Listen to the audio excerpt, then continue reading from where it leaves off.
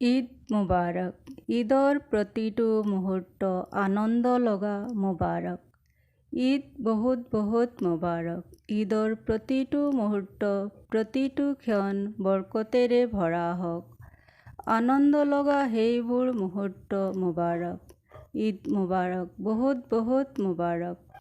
আমাৰ জীৱনত যিবোৰ ভুল ক্ৰুটি সগীৰা কবিৰা গুনাহ হৈছে, হে আল্লাহ তাআলা দয়া কৰি আমাক এই পবিত্ৰ বৰকতপূৰ্ণ মাহ পবিত্ৰ ৰমজান মাহত আমাৰ সগীৰা কবিৰা গুনাহ মাফ কৰি দিয়া আৰু আমাক সগীৰা কবিৰা গুনাহৰ পৰা বাচি থাকিবলৈ তৌফিক দিয়া। আমিন। এই দুৱাৰে আজিৰ ভিডিঅ'টি আৰম্ভ কৰিলোঁ। কি আপুনি বিচাৰেনে যে আপুনি ঢুকুৱাৰ পিছত ক'ত থাকিব, কি অৱস্থাত থাকিব, কেনেকৈ থাকিব? যদি জানিব বিচাৰে তেনেহ'লে এই ভিডিঅ'টি পূৰা চাওক আৰু চাই এই আমলবোৰ কৰক। এই আমলৰ বৰকতত আল্লাহৰ হুকুমত এই আমল কৰাজনে ঢুকুৱাৰ আগতেই নিজৰ স্থান বেহেস্তত দেখা পাব আৰু তেওঁ যেতিয়ালৈকে দেখা নাপায় তেওঁ নুঢুকায়।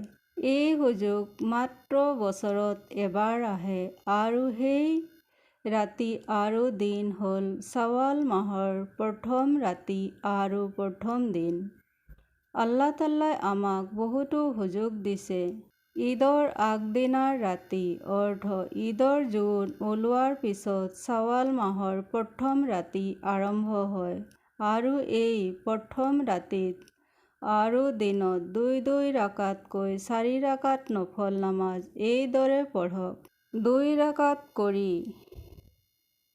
নফল নামাজৰ নিয়ত কৰি প্ৰতি ৰাকাতত সূৰা আল-ফাতিহাৰ পিছত ২১ বাৰ সূৰা আল-ইখলাছ পঢ়ক। প্ৰতি ৰাকাত নামাজ এইদৰে আদায় কৰক। ২ ৰাকাত নামাজ সম্পূৰ্ণ হোৱাৰ পিছত আকৌ আগৰ দৰে ২ ৰাকাতৰ নিয়ত কৰি ২ ৰাকাত নামাজ আদায় কৰক। এইদৰে ৪ ৰাকাত নামাজ আদায় কৰক। শাৱাল মাহৰ প্ৰথম ৰাতি আৰু শাৱাল মাহৰ প্ৰথম দিনা সেই একেদৰে ৪ ৰাকাত নামাজ আদায় কৰক।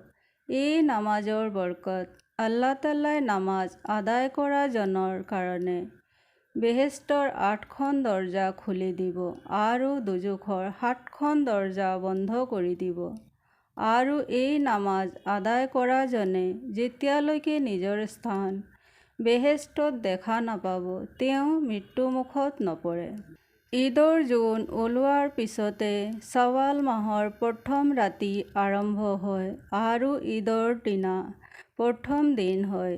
এই দিন আৰু ৰাতিত ৪ ৰাকাত নামাজ উল্লেখ কৰা মতে আদায় কৰক। সঁচাই সোণালী সুযোগ হয়নে? যদি বিচাৰে আপুনি সফলতা তেনেহ'লে নামাজ আদায় কৰক। নামাজ সফলতাৰ ৰছী হয়। এই ৰছী ধৰি আমি সফলতা হাচিল কৰিব পাৰোঁ। নামাজ বেহেস্তৰ দৰজাৰ চাবিকাঠি হয়। নামাজৰ জৰিয়তে আমি আল্লাহৰ সন্তুষ্টি লাভ কৰিব পাৰোঁ। সেয়েহে বেছি বেছিকৈ নামাজ আদায় কৰক। ঈমান আৰু য়কীনৰ সৈতে ৪ ৰাকাত নামাজ আদায় কৰক ইনশাআল্লাহ।